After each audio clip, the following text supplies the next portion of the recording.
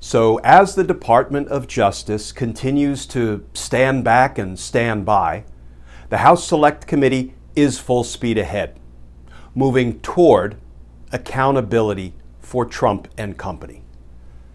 Let's talk about that, because justice matters.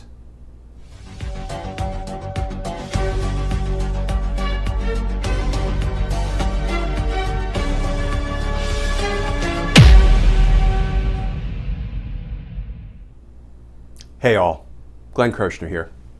So as we await something, anything, some sign from the Department of Justice regarding criminal charges for Donald Trump and his co-conspirators, there's new reporting out today that shows the House Select Committee is moving full speed ahead, trying to hold Donald Trump accountable. Here's today's reporting from the Washington Post. Headline, Thompson says January 6 committee focused on Trump's hours of silence during attack, weighing criminal referrals. And that article begins, the House Select Committee investigating the January 6 attack on the Capitol is focusing intently on Donald Trump's actions that day as it begins to discuss whether to recommend that the Justice Department open a criminal investigation into the former president.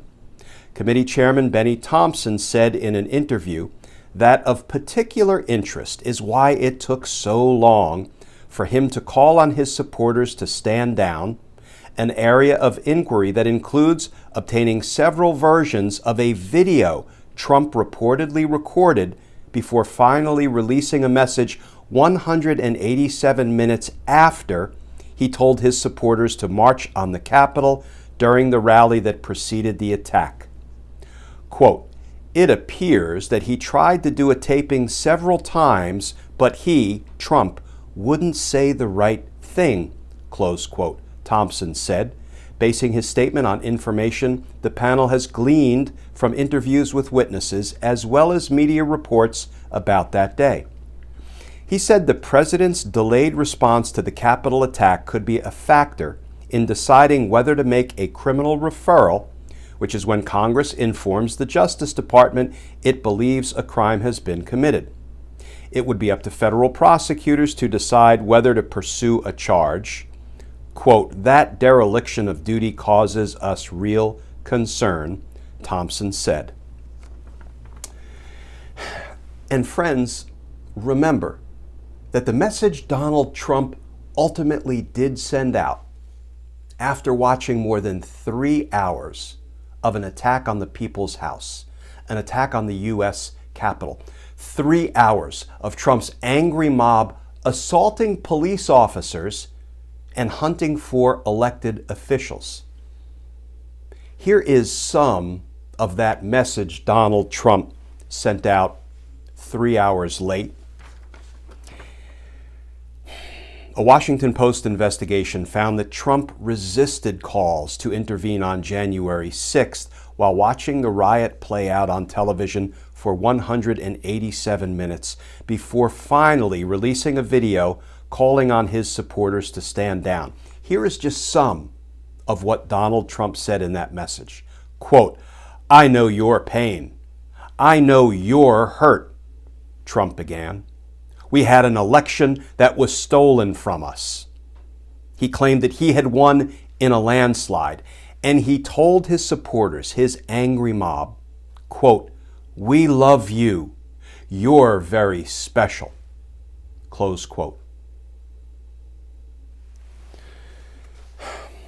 And friends, there's also some new reporting today from The Guardian about the House Select Committee digging into a Trump phone call to his war counsel at the Willard Hotel. You remember that crew, right? Some of Donald Trump's co-conspirators, some pardoned felons, some ne'er-do-wells. Here's today's reporting from Hugo Lowell of The Guardian.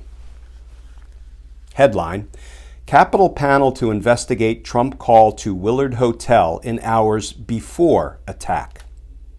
Congressman Benny Thompson, the chairman of the House Select Committee investigating the Capitol attack, has said the panel will open an inquiry into Donald Trump's phone call seeking to stop Joe Biden's certification from taking place on January 6th, hours before the insurrection. And Chairman Thompson said, to that end, looks like they may just have to subpoena Rudy Giuliani. So as DOJ continues to stand back and stand by, yes, I said it again, but let me add that, people ask me all the time, do you really think DOJ is not investigating the crimes we all saw Donald Trump commit? So I tried, probably in vain, to answer that question in a tweet that I sent out earlier this evening, and here's what I said.